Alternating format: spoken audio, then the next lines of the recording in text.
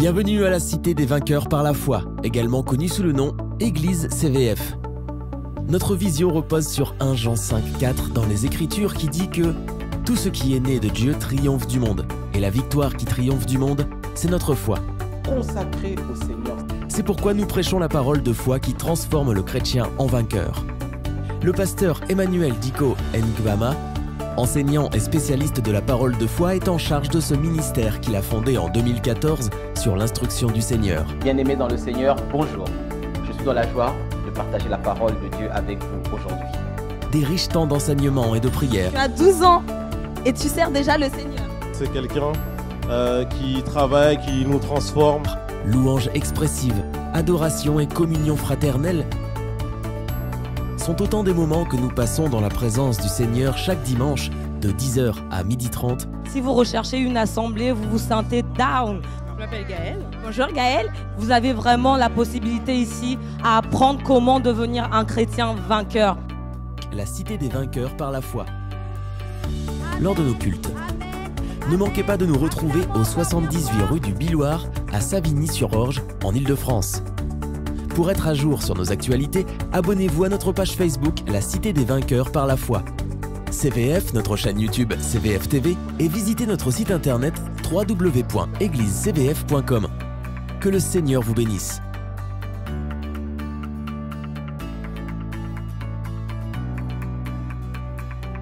Nous croyons que tu donnes, Seigneur.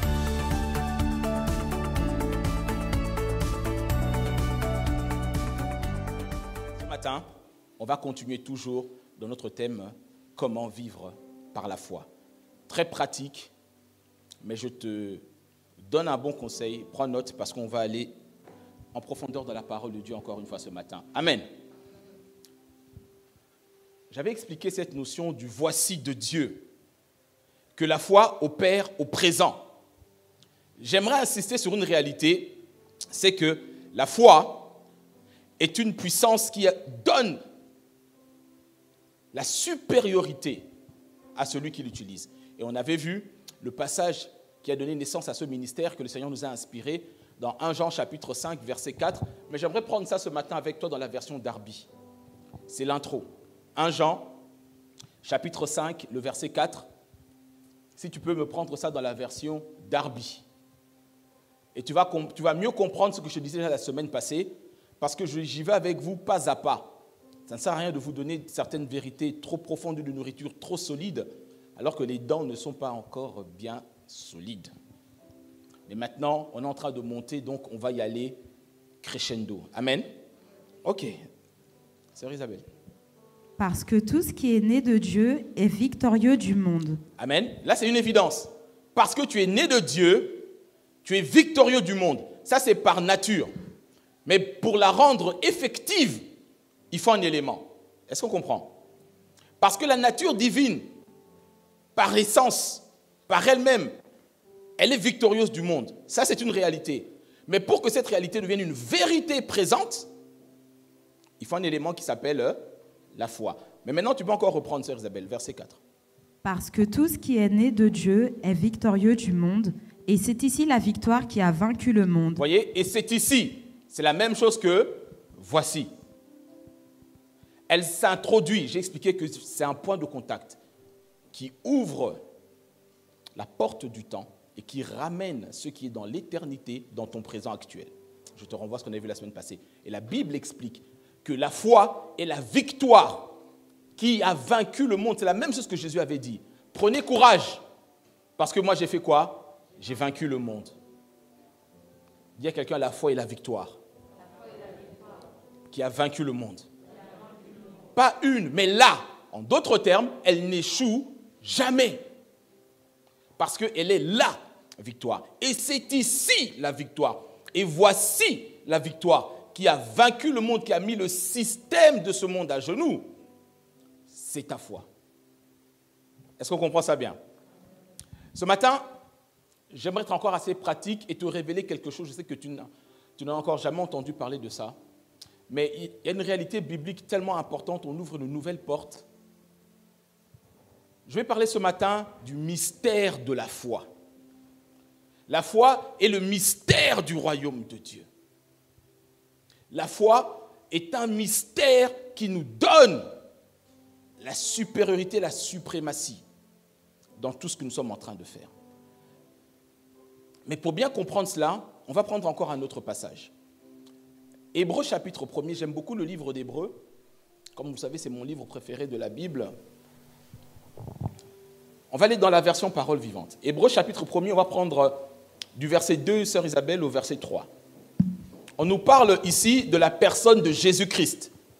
On nous dit, et nous savons que Jésus-Christ, c'est la parole qui a été faite chair, n'est-ce pas? Ok. Mais il y a une notion importante que j'aimerais relever avec toi pour qu'on puisse rentrer dans le vif du sujet de la parole d'aujourd'hui. Je parle ce matin du mystère de la foi. Et tu vas comprendre que si tu ne maîtrises pas ça, dans les temps dans lesquels nous vivons, c'est compliqué. Amen, amen. Ok. Maintenant, dans cette période finale de l'histoire où nous vivons, il nous a parlé par son Fils, celui dont il a fait son héritier universel, le propriétaire de la création tout entière. Dis avec moi le propriétaire. Ok? Le terme Adonai signifie propriétaire. Le terme Kyrios, Seigneur, quand nous disons que Jésus est Seigneur, en grec Kyrios, ça veut dire propriétaire. Pour beaucoup, Jésus est juste leur sauveur, mais il n'est pas leur propriétaire. En d'autres termes, c'est celui qui a l'autorité sur leur vie. On continue. Donc, le propriétaire de la création tout entière, y compris les êtres humains, n'est-ce pas? Next. Par lui aussi, il avait créé l'univers. Ce Fils reflète la gloire d'une manière éclatante et constitue l'empreinte exacte de son être, l'expression parfaite de sa nature. Par sa parole, revêtue de l'autorité suprême, il continue à soutenir l'univers et à maintenir toutes les créatures en existence. Donc, il est le propriétaire de tout ce qui existe. Il a créé toutes choses par lui-même, il est la parole de Dieu, n'est-ce pas? Et ici, on nous dit que sa parole est revêtue d'une autorité suprême, directement autorité suprême. Et donc, si Christ, qui est la parole de Dieu, cette parole a créé l'univers, et j'aime bien cette formule que la parole vivante reprend ici, il soutient l'univers entier. D'autres versions disent par sa parole puissante, n'est-ce pas? Si la parole est l'autorité suprême et que la foi est tirée de la parole, en d'autres termes, dans le monde dans lequel nous vivons, la foi est une autorité suprême. Est-ce qu'on comprend ça bien? Tu ne peux pas dissocier la foi biblique révélée de la parole de Dieu révélée. C'est pour ça que je peux dire avec assurance et audace que la foi n'échoue jamais. Parce que cette même parole qui soutient l'univers et qui la maintient dans l'ordre, c'est de cette même parole, quand tu deviens chrétien, cette même foi est dans ton esprit. Mais maintenant, c'est à toi de savoir le développer ou pas. Est-ce que les chrétiens me suivent toujours? Est-ce qu'on comprend? Et j'aime à dire que quand nous exprimons notre foi, ça me fait penser à un rugissement spirituel. Le livre de Proverbes nous dit que le lion, lorsqu'il rugit, c'est comme un roi qui est en colère. Il a fait de nous un peuple de rois et de sacrificateurs. Et celui qui met ce roi en colère, il met sa vie en danger. C'est dans Proverbe 20, verset 2, tu connais ce passage. En d'autres termes, quand nous parlons par la foi, c'est notre rugissement spirituel. Et quand le lion rugit, les antilopes, les babouins, les serpents, tous, ils marchent au pas. Est-ce que quelqu'un me comprend? Ce matin, donc, je disais que nous allons ouvrir une porte pour comprendre pourquoi la foi est le mystère du royaume. Bien sûr, je prends le temps de te définir ce que c'est un mystère et tu vas comprendre que c'est un élément capital pour discerner le temps dans lequel nous sommes en train de vivre. 1 Timothée, chapitre 3. 1 Timothée, chapitre 3. Moi, j'ai pris ça dans la version Nouvelle Bible Second, s'il te plaît. 1 Timothée, chapitre 3, Nouvelle Bible Second. À partir du verset 8. Les ministres, pareillement. Les ministres, pareillement, doivent être dignes, exempts de duplicité, d'excès de vin et de gains honteux. Stop. Là, il parle des ministres, c'est-à-dire ceux qui servent Dieu. Bien sûr, ceux qui servent Dieu à l'Église en tant que diacres, anciens, pasteur, bishop, mais tout chrétien. Ministre, ça veut dire celui qui sert, du latin ministere, servir. Est-ce qu'on se comprend? Maintenant, il nous dit ici que les ministres doivent être dignes, exempts de duplicité, c'est-à-dire qu'ils ne sont pas des hypocrites, qu'ils ne sont pas des ivrognes, qu'ils ne sont pas des voleurs. N'est-ce pas? Mais en plus de ça, maintenant écoutez bien ce qu'il dit, point virgule, ils doivent quoi? Être exempts de duplicité, d'excès de vin et de gain honteux. Ils doivent conserver le mystère de la foi. Dis avec moi, conserver le mystère de la foi. Et tu remarqueras ici, Paul ne dit pas « il devrait » ou « il serait bien ». Peut-être que c'est mieux. Il dit non, non, non, non. Tout enfant de Dieu qui vit la vie chrétienne comme une relation sérieuse avec le Christ, Paul dit que tu dois conserver, maîtriser, garder, dis encore avec moi, le mystère de la foi. Le mystère de la foi. Amen, amen. Alors, qu'est-ce que la Bible appelle mystère? Je vais te dire ce matin que notre Dieu opère dans les mystères. Notre Dieu opère dans les choses cachées. Alors, on va prendre les définitions dans l'Ancien, dans le Nouveau, et maintenant, pour bien comprendre ce qu'on est en train de dire, et une fois qu'on aura bien défini, on va commencer à ouvrir la Bible et comprendre pourquoi la Bible nous dit que la foi est le mystère du royaume. Est-ce qu'on est ensemble, peuple de Dieu? Alors, par rapport à l'ancienne alliance, ce que la Bible appelle mystère, c'est quoi? C'est l'ensemble de doctrines et de pratiques secrètes réservées à ceux qui sont initiés. Je répète, doctrine plus pratique secrète réservée à ceux qui sont initiés. En d'autres termes, ce n'est pas donné à tout le monde. Est-ce qu'on comprend ça? Mais la finalité est toujours la même. C'est qu'une fois que le mystère est révélé, il doit être expliqué à un très grand nombre de personnes. C'est là où on voit la bonté de Dieu. Amen, amen. Ça, c'est par rapport à l'Ancien Testament. Maintenant, dans la périodicité du Nouveau Testament, dans la Nouvelle Alliance, le mot mystère exprime une action ou dispensation. J'aime beaucoup ce terme. Action ou dispensation de Dieu, tenue secrète, encore une fois, jusqu'à une heure fixée, jusqu'à une période fixée, jusqu'à ce que le Saint-Esprit ait préparé les bonnes personnes à recevoir ces secrets. C'est ce que Paul expliquera lorsqu'il parle du mystère de Christ. C'est-à-dire que Christ devait arriver, mais c'était caché à tout le monde et révélé simplement aux élus. Parce que la Bible parle du mystère de l'Évangile, parle du mystère de Christ, mais surtout insiste sur la notion du mystère de la foi. Dis à quelqu'un, la foi est le mystère du royaume. Est-ce qu'on comprend ça bien? Je dis dans l'Ancienne Alliance, la foi, c'est les doctrines plus les pratiques secrètes réservées aux initiés. Et vous, en tant qu'enfant de Dieu, vous êtes initié. Est-ce qu'on comprend? Initié, ça veut dire qu'on t'apprend, on t'introduit dans ces réalités-là. Pour que quand tu comprends cela, tu puisses l'expliquer aux autres. Dans le Nouveau Testament, c'est l'action et la dispensation, l'effusion du Saint-Esprit, l'action de Dieu tenue secrète jusqu'à un temps fixé. C'est pour ça que Galate dira, au temps fixé, le Messie est venu dans une femme. Est-ce qu'on comprend?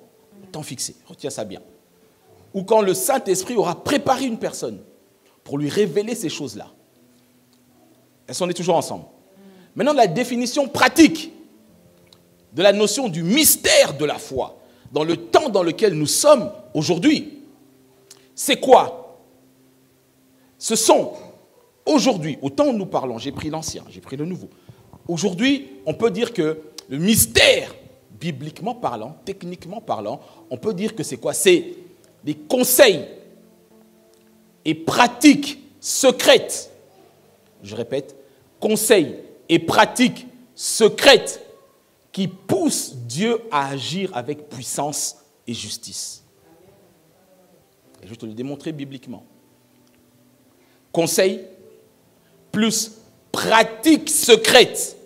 C'est-à-dire que quand tu le mets en mouvement, Dieu est obligé d'agir avec puissance et justice. C'est pour ça que je suis capable de te dire que la foi n'échoue jamais.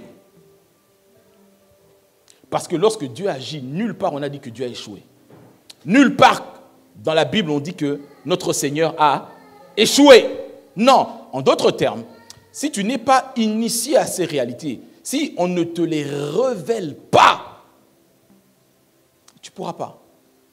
C'est pour ça qu'ils me font un petit peu sourire les chrétiens qui disent « Mais moi je suis chrétien, je lis ma Bible, ça suffit. » Tu n'auras jamais accès à ces mystères-là. Est-ce que quelqu'un me comprend? Tu n'auras jamais accès parce qu'on doit t'initier.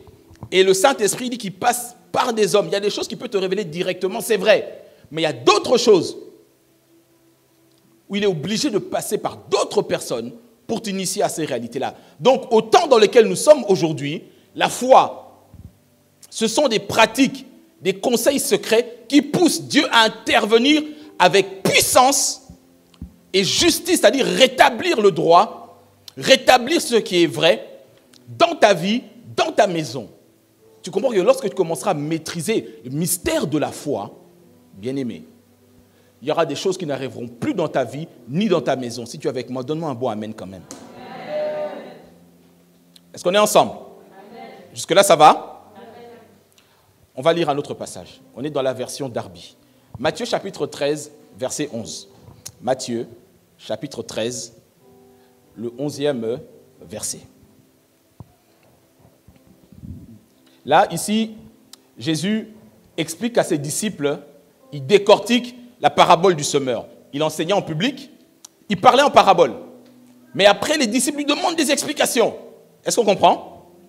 Ils lui demandent des explications. Mais maintenant, regardez maintenant la réponse de Jésus. J'ai pris ça dans la version Darby. Après, on prendra ça dans la version parole vivante. OK? Jusque-là, ça va? Vraiment, prends note. Je donne beaucoup de versets parce que ça doit être scripturaire ce que je dis. Pour ne pas vous embarquer dans des doctrines bizarres, bibliquement démontrées. Appellation d'origine contrôlée. Est-ce qu'on comprend? Donc si quelqu'un prend un verset qui parle pendant 59 minutes, 405 minutes, méfie-toi. Parce que là, il va commencer à te raconter la sagesse qui vient des hommes, ou de son grand-père, ou de son arrière-grand-père, ou de sa tantine Adelphine. OK? Très bien. Regardez maintenant la réponse de Jésus au verset 11.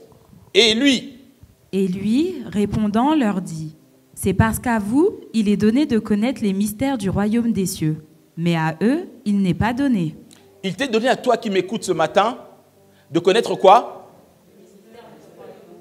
Alors, dis-le bien. Les mystères du royaume des cieux. Notre Dieu fonctionne sur la base des mystères. C'est une réalité biblique élémentaire que tu dois comprendre. Mais là, le Seigneur, il dit, à vous, il a été donné de connaître ces mystères du royaume. Pas ceux qui sont en train de regarder téléfoot ce matin. Est-ce qu'on comprend? Pas ceux qui sont en train de faire des pèlerinages bizarres. Mais à vous qui écoutez la parole de Dieu révélée, il vous a été donné de connaître les mystères du royaume de Dieu. En d'autres termes, le royaume de Dieu fonctionne sur la base de mystères. Est-ce qu'on comprend? Yes. Maintenant, regardez parole vivante. Ce même verset donne une définition que j'aime bien de la notion de mystère. Vas-y, sœur Isabelle. Il leur répondit, « Vous avez reçu le privilège de... » Dis avec moi, privilège. C'est un privilège. OK? Vous avez reçu? Vous avez reçu le privilège de comprendre les vérités cachées du règne des cieux. Dis avec moi, vérité cachée. Amen, amen. Et dans les vérités cachées, il y a une puissance. Dans les vérités cachées, il y a une puissance. Ésaïe parle de Dieu en disant, mais tu es un Dieu qui se cache. Tu es un Dieu qui opère dans les choses cachées et tu délivres Israël. Et ce matin, je veux t'initier dans ces réalités cachées de Dieu, dans la foi et le mystère du royaume de Dieu dans lequel nous opérons aujourd'hui. Encore un autre passage pour équiper ta connaissance et ouvrir ta foi. J'aime bien ce que l'apôtre Paul dit. En Corinthiens, chapitre 2, du verset 4 à 7, second 21, s'il te plaît. Je parle du mystère de la foi. Je veux que tu comprennes très clairement que tu peux prendre la Bible et lire et tu ne comprends pas. C'est déjà arrivé à quelqu'un ou pas? Ne mens pas. Pourquoi? Parce qu'il y a des vérités cachées. Pourquoi nous venons à l'église? Pourquoi il y a des hommes de Dieu? Pourquoi il y a des enseignants? Pourquoi il y a des pasteurs? Parce que, en tant que sacrificateur, homme de Dieu, j'opère dans les mystères de Dieu. Mystère ne veut pas dire mystique. Qu'on se comprenne bien. Il n'y a pas de poupée cachée qu'on pique. Ni de poulet qu'on sacrifie. Non, non, non, non, non, non. Mystique, c'est autre chose. Je ne parle pas de ça. Mystère, c'est vérité cachée. Pourquoi? Parce que la foi vient de la parole révélée. Ce qui est révélé était avant quoi? Caché. Est-ce qu'on comprend mieux? Regardez ce que l'apôtre Paul dit ici. Ma parole.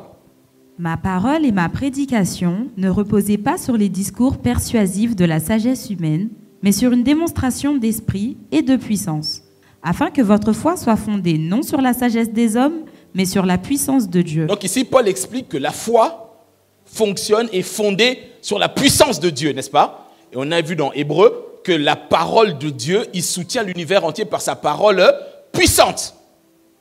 Est-ce qu'on comprend? Parole, puissance, foi. Donc la foi, si elle n'est pas puissante, c'est qu'elle ne vient pas de la parole de Dieu.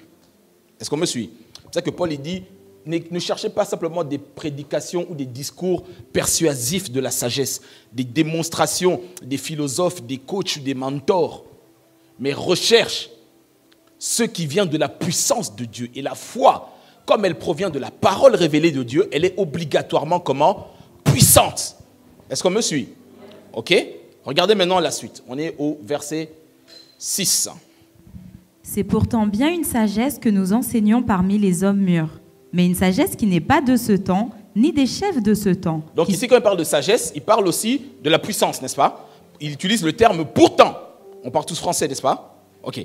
Il dit « pourtant ». C'est bien une sagesse que nous enseignons parmi les hommes mûrs. En d'autres termes, des chrétiens matures. Est-ce qu'on comprend?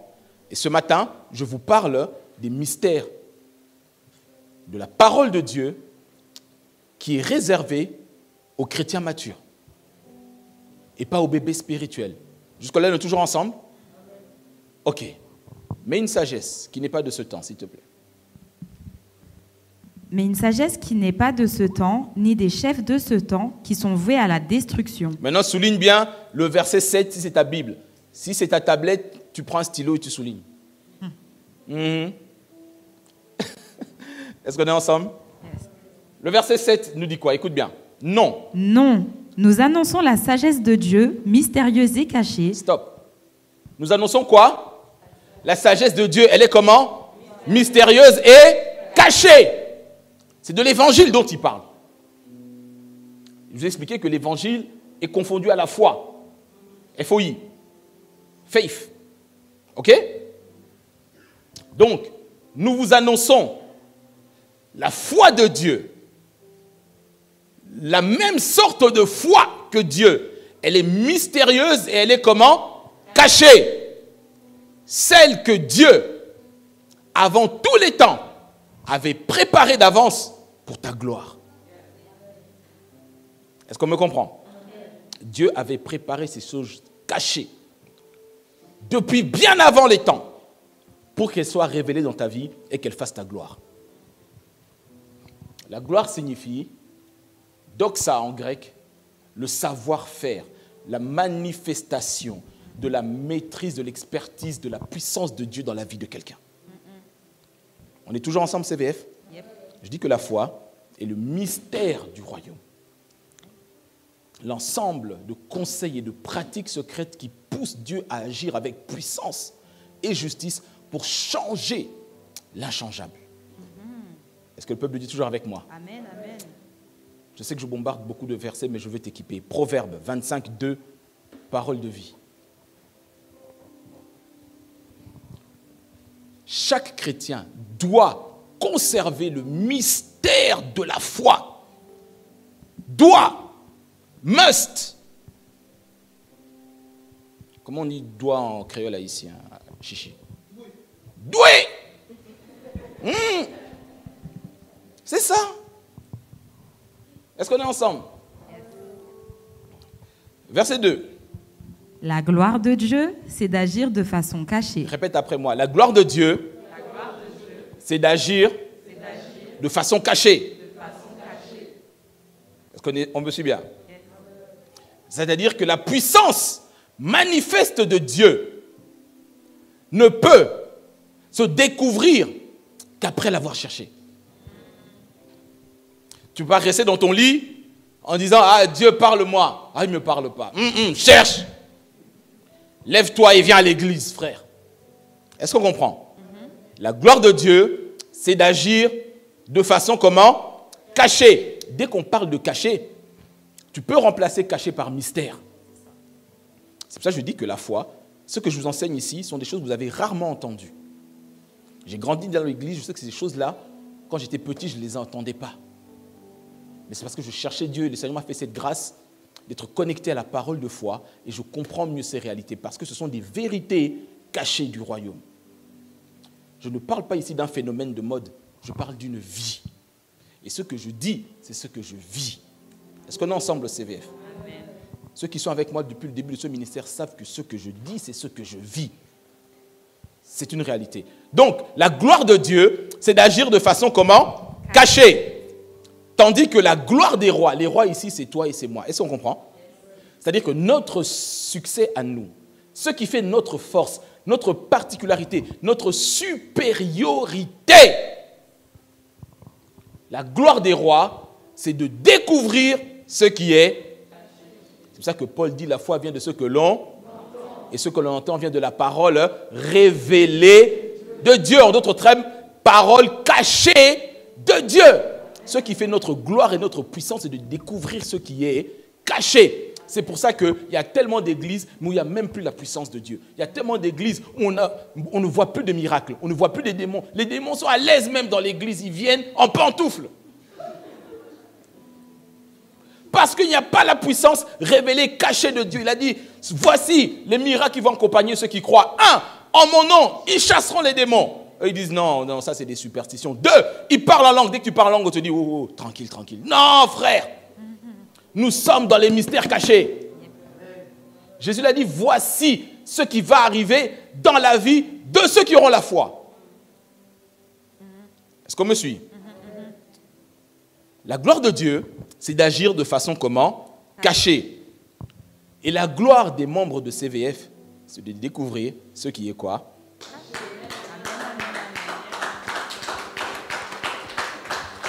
C'est ça qui va te permettre en cette année de fonctionner dans une dimension supérieure dans ta vie de foi.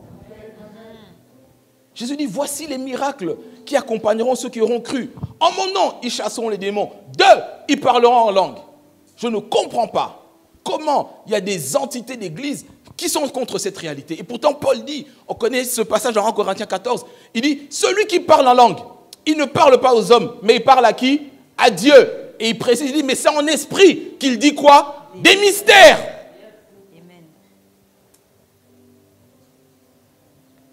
Amen. Il dit, celui qui parle en langue, qui prie en esprit, il ne parle pas aux hommes, mais à Dieu. Et c'est en esprit qu'il dit des mystères, des vérités cachées. Merci, frère. Est-ce qu'on est ensemble? Amen, amen. Yes. Alors, est-ce qu'on comprend bien la notion de mystère? On comprend bien la notion de vérité cachée. Pourquoi c'est tellement important? Parce que nous sommes dans cette période de la fin. J'ai défini le mot mystère dans l'Ancien. Doctrine plus pratique réservée aux initiés. Dans le Nouveau Testament, action et dispensation du Saint-Esprit. Dans une période cachée, jusqu'à un temps précis. N'est-ce pas? Et dans le temps actuel dans lequel nous sommes, conseil plus action ou pratique secrète qui pousse la main de Dieu à agir avec puissance et justice dans nos vies. Parce que dans la période dans laquelle nous sommes aujourd'hui, si le mystère de la foi n'est pas maîtrisé par l'Église, nous sommes tous en danger. Pour bien comprendre cela, on va prendre... je n'ai pas l'habitude de donner un long pavé de lecture, mais on va le faire pour bien comprendre. Second 1910, la version avec laquelle nous, les Africains, on a connu Jésus. 2 Thessaloniciens, chapitre 2.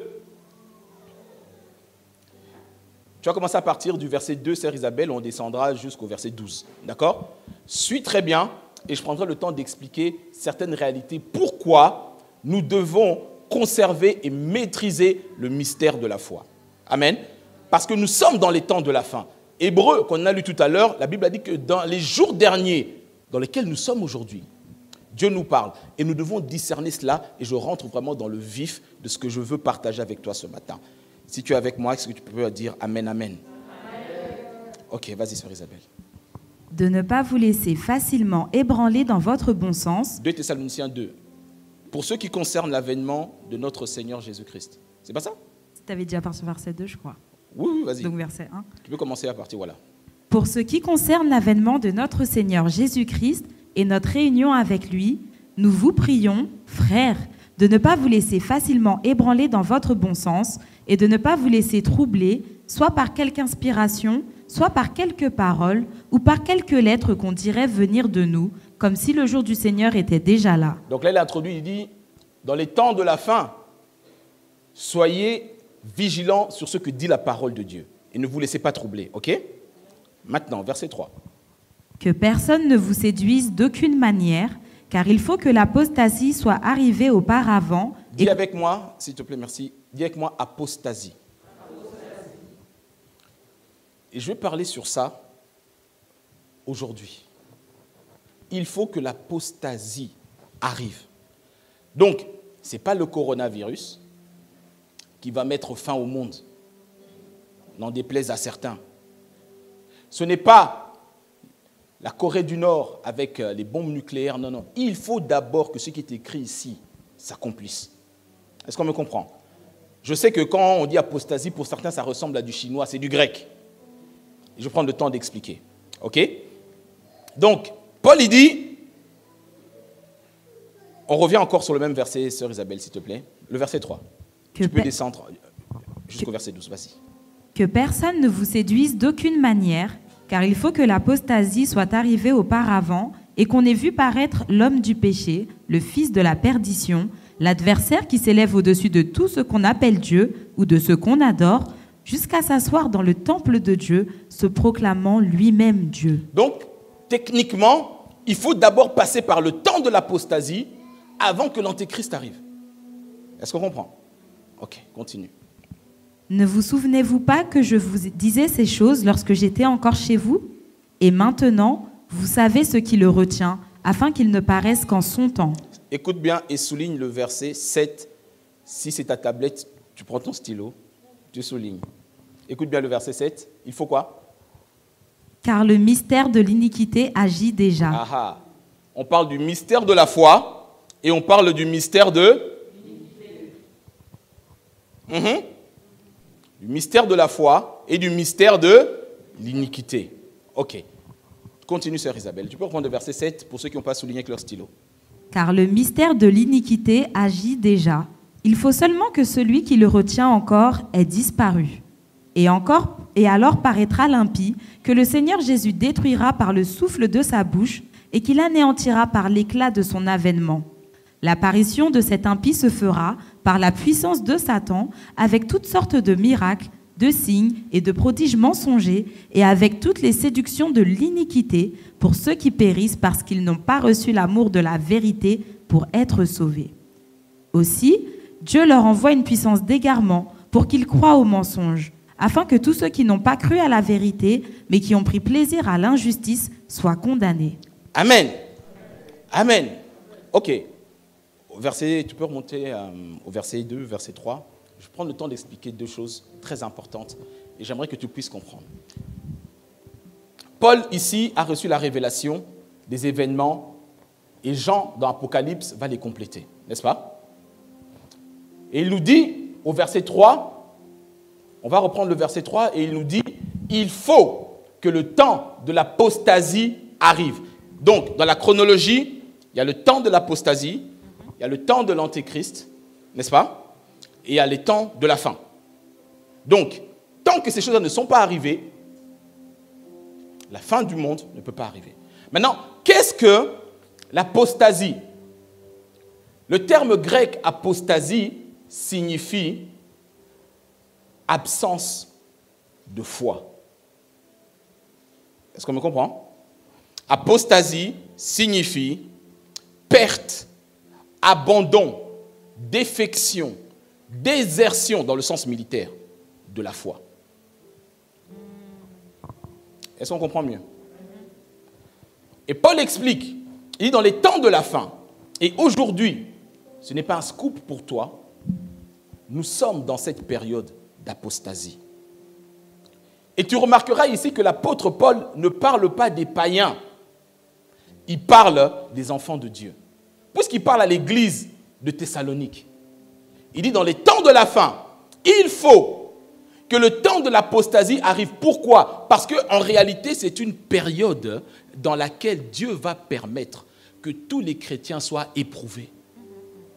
Et pour savoir exactement où ta foi est localisée.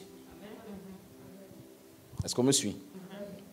Maintenant, dans cette période d'apostasie, ce n'est pas un terme bizarre qui pense qu'on est dans le péché, dans la débauche. Non, non. L'apostasie signifie la désertion, défection, abandon de la foi. C'est pour ça que tu verras que dans cette période dans laquelle nous sommes, ceux qui veulent vivre une vie de consécration, une vie de foi, tonton, ils vont connaître la persécution. D'autres vont penser que Dieu les a abandonnés. D'autres pasteurs vont dire, mais je ne comprends pas pourquoi ma femme, elle meurt. Je ne comprends pas pourquoi je perds mon fils. Je ne comprends pas pourquoi je ne trouve pas de travail. C'est dans cette période d'apostasie où Dieu laisse la main, entre guillemets, libre à l'ennemi. Mais en réalité, c'est pour tester la foi. Vous savez, la Bible nous dit ceci. Beaucoup de gens pensent qu'il faut que l'évangile soit prêché à un plus grand nombre de personnes et ensuite viendra la fin, n'est-ce pas? C'est ce que Jésus dit. Donc on attend que l'évangile soit prêché partout aujourd'hui avec YouTube, avec Facebook. Tu vas en Nouvelle-Guinée, tu vas en Somalie, partout on prêche l'évangile. Mais en réalité, ça c'est la première partie. Une fois que l'évangile est prêché, parce qu'aujourd'hui, je te le dis, tu peux être sur les 5 continents, tu auras l'évangile à disposition. Mais il faut maintenant que le temps de l'apostasie puisse commencer à agir. C'est-à-dire que c'est une période où la foi de tout un chacun va être testée pour qu'on puisse savoir techniquement et réellement qui appartient à Christ et qui ne lui appartient pas. Dis à quelqu'un, il faut que ta foi soit testée. Est-ce qu'on comprend? Parce qu'on est toujours ensemble. Ok. Maintenant, je fais un peu d'eschatologie, mais il faut comprendre ces choses-là parce que le mystère de la foi nous permet de tenir ferme dans cette période d'apostasie. Pourquoi? Parce que dans cette période où les chrétiens sont tentés par la compromission, c'est-à-dire que tu veux avoir un appartement, on te dit tu dois falsifier tes fiches de paye. C'est l'apostasie. Qu'est-ce que tu fais? Tu négocies, tu ne négocies pas. Tu fais comme tout le monde ou tu ne fais pas comme tout le monde? Est-ce qu'on comprend? Dans cette période d'apostasie, on dit, c'est plus facile de cohabiter que de se marier. Qu'est-ce que tu fais? Le Seigneur permet cela parce qu'il veut voir où est localisée la foi de tout un chacun. Mais maintenant, le verset 7 de ce passage, on a vu, et je vais prendre le temps d'expliquer cette réalité. Dans cette période d'apostasie où le mélange attaque l'Église, où on a des chrétiens de toutes dénominations, de tout type de croyances, mais qui en réalité ne vivent pas les profondeurs des choses de Dieu, l'ennemi va utiliser une arme puissante contre les chrétiens, c'est le mystère de l'iniquité. Est-ce qu'on me comprend? Il y a un principe biblique. Si quelqu'un te maudit en parlant, cette malédiction peut être effacée en libérant une parole de bénédiction. Est-ce qu'on comprend? Si quelqu'un a fait un sacrifice contre toi, il faut un autre sacrifice pour l'effacer. Si quelqu'un utilise un mystère contre toi, est-ce qu'on me suit? Il faut un autre mystère. C'est pourquoi Paul dit, tous ceux qui servent, les ministres, c'est-à-dire ceux qui sont enfants de Dieu, véritablement, doivent conserver le mystère de la foi. Surtout dans cette période d'apostasie, où, ne soyez pas étonnés, il y aura de plus en plus de chrétiens qui vont abandonner la foi.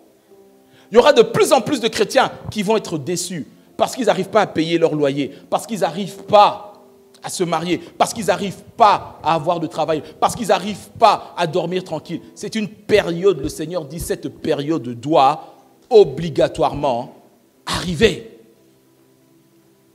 Est-ce qu'on me suit? Et Jésus a parlé de cette période prophétiquement pendant la Sainte Seine. C'est un passage que tu connais, mais maintenant que tu comprends c'est quoi l'apostasie, tu vas mieux comprendre. Tu vas prendre avec moi parole vivante, Luc chapitre 22, s'il te plaît, versets 31 à 32. Si tu es toujours avec moi, est-ce que tu peux dire Amen? Amen. Si tu comprends ce que je dis, est-ce que tu peux dire Amen, je comprends? Amen, je comprends. Sinon, je rentre chez moi. On est ensemble? Maintenant, écoute bien, Jésus parle ici prophétiquement de cette période d'apostasie. Écoute bien ce qu'il dit. Écoute, Simon, méfie-toi. Satan a demandé le droit de vous passer tous au crible, comme on secoue le blé pour le séparer de la balle. Vous connaissez ce passage? Quand il dit « Simon, Simon, Satan vous a réclamé ». Dans cette période d'apostasie, Satan réclame ta vie. Est-ce qu'on me suit? Dans cette période d'apostasie, le diable demande à tester les chrétiens. Mais maintenant, regarde la réponse de Jésus au verset 32. Et ça justifie le ministère dans lequel tu te trouves aujourd'hui. Regarde bien le verset 32. Mais moi, j'ai prié pour toi, pour que tu ne perdes pas la foi. Amen. Il a dit, mais moi, j'ai prié pour ta foi. En d'autres termes, le but de l'apostasie, c'est que tu perdes la foi. Combien de chrétiens on a commencé avec eux? Aujourd'hui, ils sont paxés avec des enfants. Combien de chrétiens on a commencé avec eux aujourd'hui? Ils sont retournés dans le monde. Combien? Regarde autour de toi. Ça peut même être tes parents, ton frère, ta mère ou ton oncle. Combien? Et Jésus a parlé à Pierre prophétiquement. Il a dit, Satan a réclamé l'église. Mais moi, Jésus, j'ai prié pour qu'il garde la louange. Je pose la question. Pour qu'il garde la louange? Pour qu'il garde l'intercession? Pour qu'il garde l'adoration? Pour qu'il garde les codymes? Pour qu'il garde le protocole? Et pour qu'il garde quoi? À 4 reprises, le juste vivra. Une fois dans l'Ancien et 3 fois dans le Nouveau. Jésus dit, moi j'ai prié, j'ai intercédé, je me suis interposé pour que tu ne perdes pas la foi. C'est ce que je fais dans ce ministère, que je prie pour vous tous les jours, pour que tu ne perdes pas la foi. Mais je te dis, il n'y a qu'un mystère qui peut combattre un autre mystère. Et la troisième définition que je t'ai donnée du mystère de la foi, c'est des conseils et des actions secrètes qui poussent la main de Dieu à agir. Parce que lorsque tu es harcelé par la pauvreté, bien que tu déclares que tu es riche et que le diable cherche à t'étouffer, il faut la parole de foi, la parole qui crée la foi pour sortir de l'apostasie. Est-ce qu'on me comprend? Beaucoup de jeunes sœurs qui prient Dieu, qui craignent Dieu et qui veulent fonder un foyer mais n'arrivent pas à trouver un mari. Ou en tout cas un mari honnête. C'est compliqué des fois. Pourquoi? À cause de cette période d'apostasie, pour que tu sois fatigué et que tu baisses tes standards et tu dis, bon, du moment qu'il respecte ma religion, ou tu vas même trouver un musulman, un hindou, tu dis, bon, du moment qu'il est gentil. Est-ce que je parle à quelqu'un? Mais moi, je prie pour ta foi. Regardez ce que le Seigneur dit, verset 32, s'il te plaît, Sœur Isabelle. Mais moi, j'ai prié pour toi, pour que tu ne perdes pas la foi. Et toi, le jour où tu seras revenu sur le bon chemin, sois le soutien de tes frères, fortifie-les dans la foi. Donc ici, le Seigneur explique, il sait qu'il y aura des moments où tu seras en haut, mais il y aura des moments où tu seras. Mais ma prière, c'est que tu reviennes. Et quand tu reviens, tu soutiens les autres dans la foi.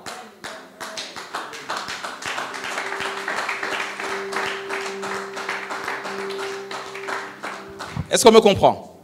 On continue? Ok. Donc je parle de cette période d'apostasie. L'apostasie, ce qui fait sa puissance, c'est le mystère de l'iniquité. Et pour détruire un mystère, il faut un autre mystère. C'est vrai, vous êtes toujours là? Toi qui disais qu'on a déjà prêché la foi, tu pensais qu'elle est dans les révisions. Un autre passage, version Summer. 1 Timothée, chapitre 4. Encore une fois, une petite lecture sympathique. On va commencer à partir du premier verset jusqu'au verset 7. Je ne peux pas prendre des petits extraits pour expliquer des choses aussi complexes. Est-ce qu'on comprend? Et ça te poussera de temps en temps à lire plus que 2 ou 3 versets dans ta Bible. Ok, Sœur Saint-Pierre, let's go. Cependant, l'Esprit déclare clairement que, dans les derniers temps, plusieurs se détourneront de la foi. Donc, la Bible dit quoi? Que dans les temps de la fin, et ce que j'aime bien ici, l'Esprit déclare clairement que dans les derniers temps, plusieurs, est-ce qu'on me comprend? Plusieurs se détourneront de quoi? De la foi. Donc, je ne suis pas étonné que tu commences avec nous quelque part, tu... Parce que la Bible dit, tu peux être ancien, diacre, ou d'autres pasteurs qui baissent leurs standards pour commencer à mixer, n'est-ce pas? Donc, la parole le dit très clairement que dans les derniers temps, plusieurs se détourneront de la foi, n'est-ce pas? Ok, continue. Parce qu'ils s'attacheront à des esprits trompeurs et à des enseignements inspirés par des démons. Des enseignements que tu peux croire que c'est de la Bible, mais qui sont inspirés par des démons. L'autre jour, je suivais une émission, frère Yao, de chez toi, en Côte d'Ivoire. Une dame débat avec un pasteur, général, tu vois de qui? Ils sont en train de débattre. Et la femme me dit au général, la polygamie, c'est de Dieu et c'est encore aujourd'hui. Le général s'est fâché. Mais attendez, une dame, elle a 55 ans. Elle se dit pasteur. Et dans l'émission, elle dit que la polygamie doit être acceptée encore de nos jours. Selon la parole de Dieu. Ça, ce sont des enseignements inspirés par des... Ceux qui combattent la loi de la semence, de la dîme, des prémices et des offrandes. Le diable s'est dit, prie. C'est comme Pharaon, il a dit, allez prier, mais gardez vos richesses ici, chez moi. Ta religion ne te servira à rien. Est-ce qu'on comprend? Ok, on continue, Sœur Isabelle. Ils seront séduits par l'hypocrisie de prédicateurs de mensonges dont la conscience est comme marquée au fer rouge.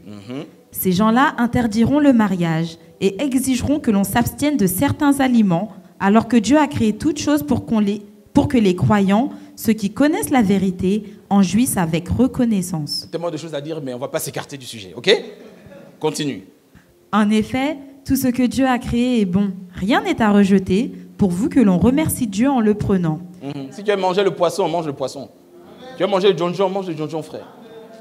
Tu veux manger côte de porc grillée, là. Dieu a dit tout ce qu'il a fait, c'est bon, du moment qu'on le prend avec action de grâce. Ok, je dis ça, je dis rien. Ok, en effet. En effet, Tout ce que Dieu a créé est bon, rien n'est à rejeter, pourvu que l'on remercie Dieu en le prenant. Rien n'est à rejeter. C'est bon.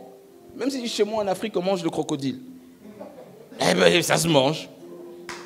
Du moment que je prends action de grâce. Oh, mais comment? Bon, ça c'est mon côté congolais. Et on enlève. On continue. Car tout ce qu'il a créé est saint lorsqu'on l'utilise conformément à sa parole et avec prière. N'est-ce pas? Ok. Maintenant, écoutez bien la suite. Expose cela aux frères et sœurs, et tu seras un bon serviteur de Jésus-Christ, te nourrissant des paroles de la foi. Stop, je vais expliquer ça très bien. Ce verset, il est tellement magnifique, mais je ne comprends pas pourquoi la plupart des traducteurs ne l'ont pas traduit d'une manière littérale. En grec, techniquement, Paul dit ceci. Il dit, si tu exposes ce que je viens de dire ici aux frères, tu seras un bon serviteur, doulos. Ok? Tu seras un bon serviteur comme Jésus-Christ et pas de Jésus-Christ. Est-ce qu'on me suit? Il dit, tu seras un bon serviteur, doulos, comme Jésus-Christ, nourri à la parole de foi.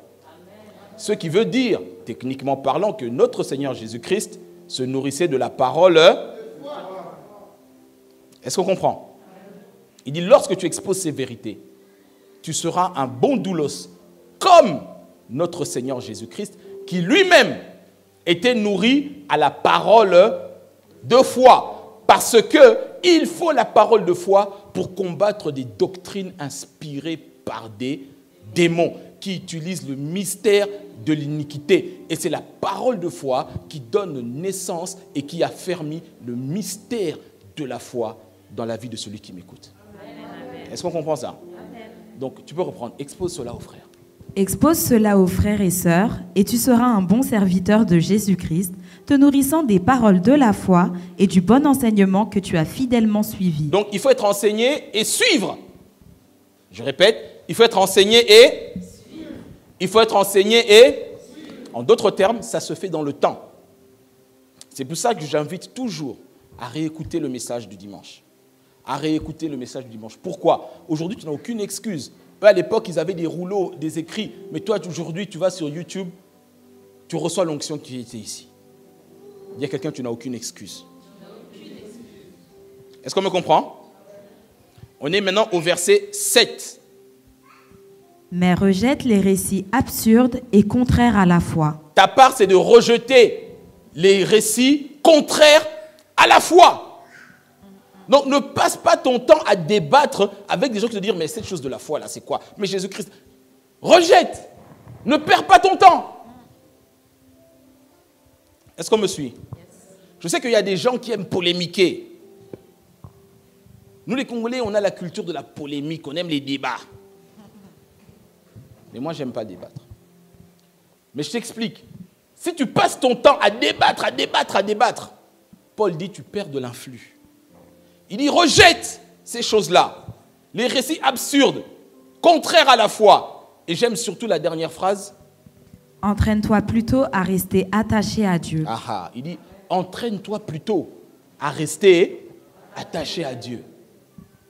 Je répète, entraîne-toi plutôt. Plutôt, ça veut dire, laisse ça, prends plutôt ça. Il dit à Timothée, arrête les débats inutiles.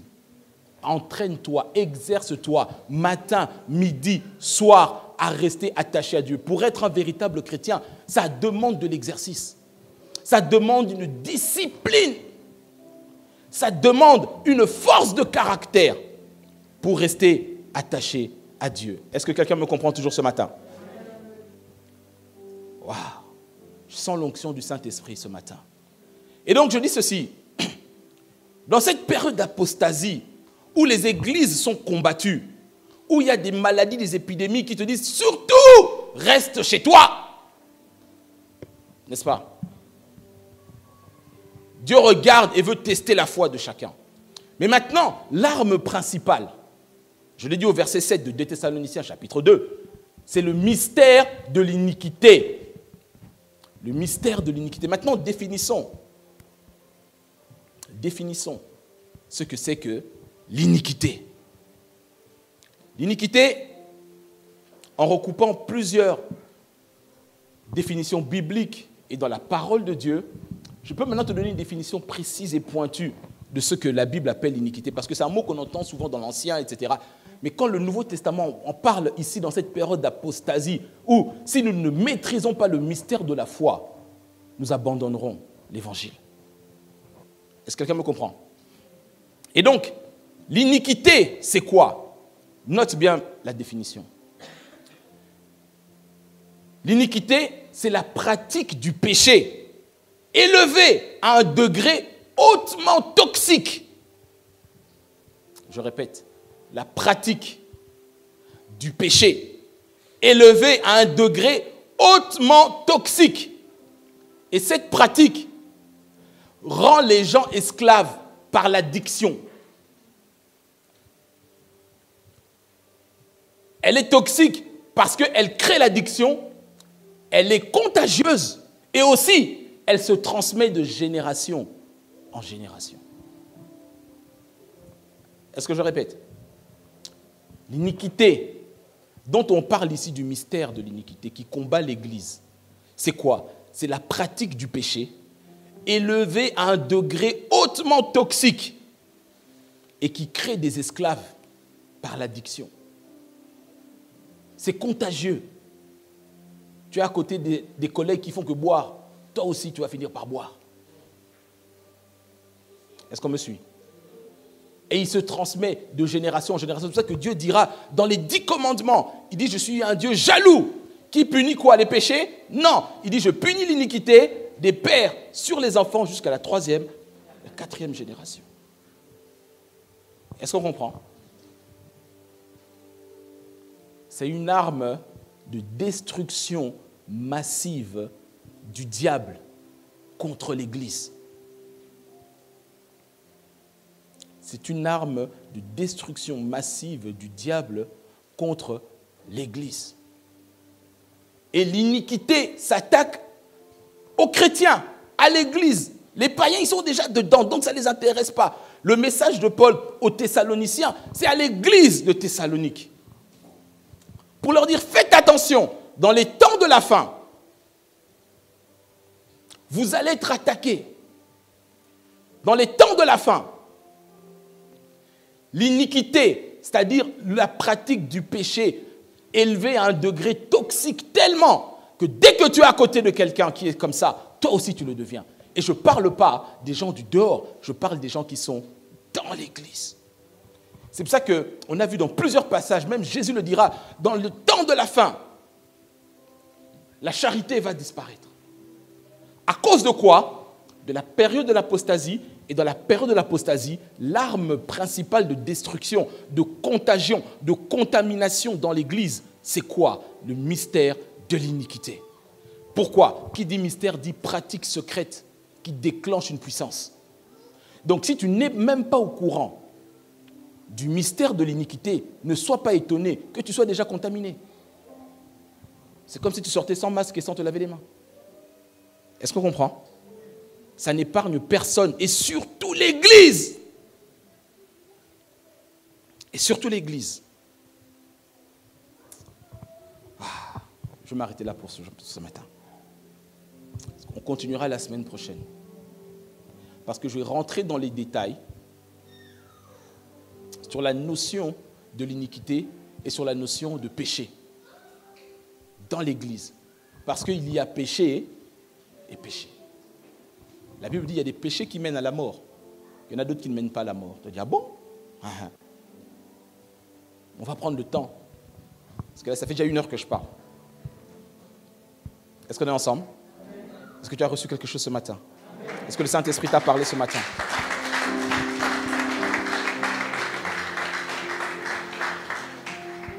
Aujourd'hui, je veux que tu comprennes cette réalité.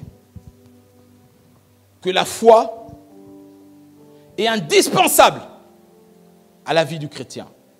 Que nous sommes dans une période dangereuse qui s'appelle comment? Qui s'appelle comment? Qui s'appelle comment? L'apostasie. L'apostasie signifie l'abandon de la foi. C'est un terme militaire qui signifie déserter. Combien se sont engagés avec nous à suivre Christ et qui ont déserté? Et la Bible dit que dans les temps de la fin, beaucoup vont abandonner la foi. Mais je déclare ce matin, de la part du Seigneur, toi qui m'écoutes, que tu ne feras pas partie de ceux qui vont déserter.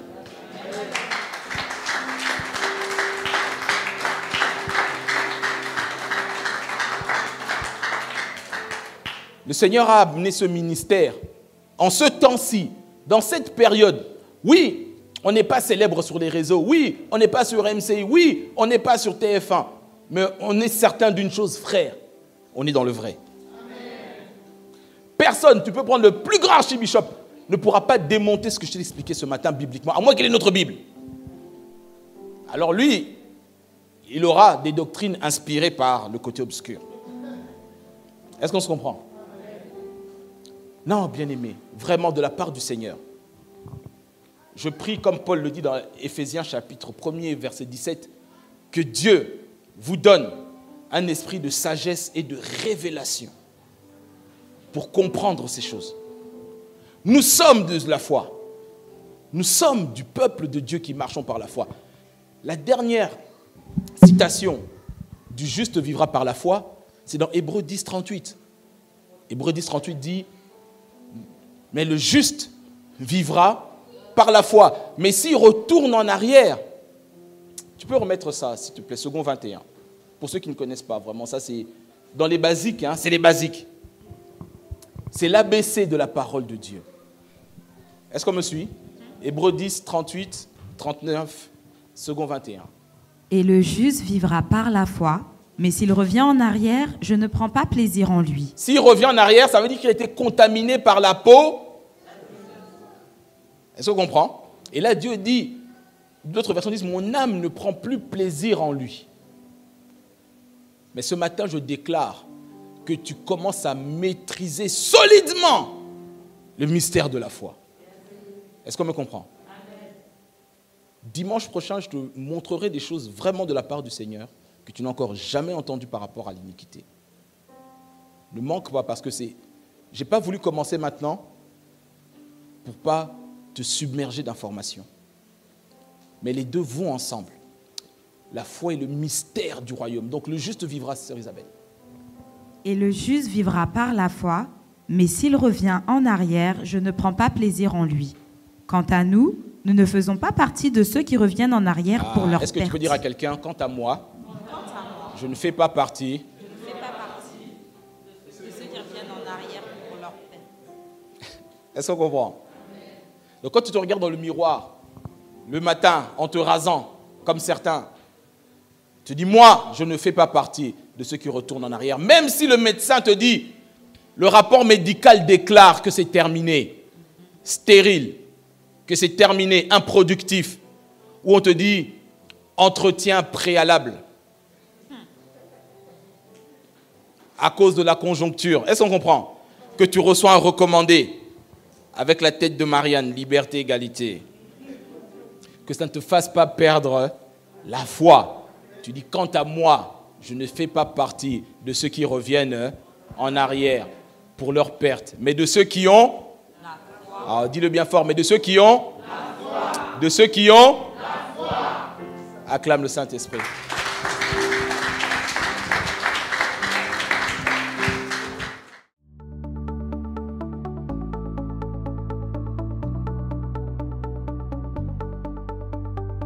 Bienvenue à la Cité des Vainqueurs par la foi, également connue sous le nom Église CVF.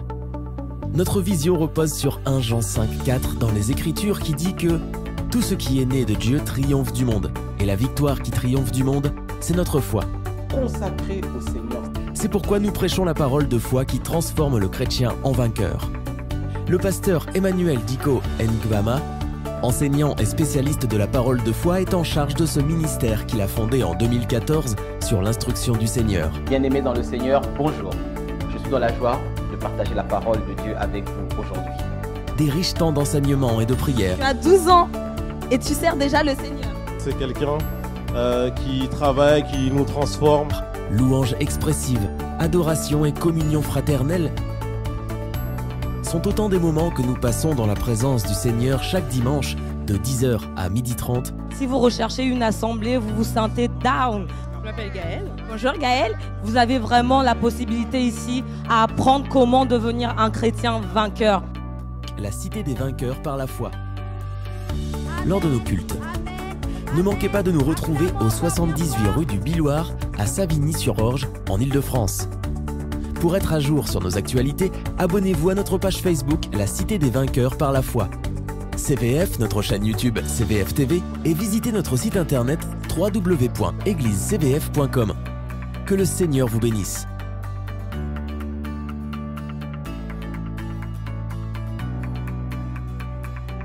Nous croyons que tu donnes, Seigneur.